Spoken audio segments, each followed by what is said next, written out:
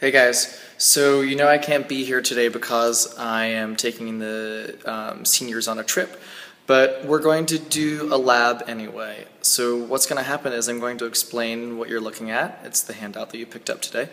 And I'm actually going to perform the procedure for you on video. So you'll be able to take data, and you'll also be able to perform all the regular parts of the lab. You just won't be doing it yourself. So hopefully this works out. Good luck. So this is what your lab should look like. Why don't you take a few minutes right now and answer the do now questions.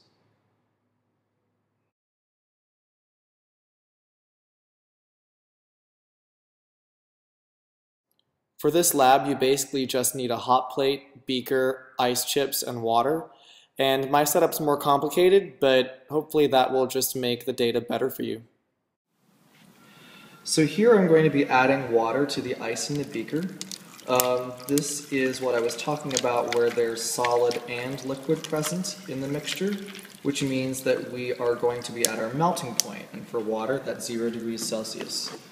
We're going to give it a minute to come to equilibrium, and when we come back, you'll see a thermometer and it should say 0 degrees Celsius. So the ice and the water have now been mixed for a minute or two, and if I zoom in on the temperature, you can see that the temperature on the thermometer is very close to 0. Okay guys, so this section of the lab is going to be a little bit boring, but it's really important. You need to take data on the temperature and the phases present during each section of the time period. You can do this by watching the video, but what I've done for you is I've put in little scenes that give you the data every couple of minutes. So you don't need to watch the thermometer too carefully, and this is especially good if you're having trouble seeing it. So just be patient and take the data as it's presented to you on the screen.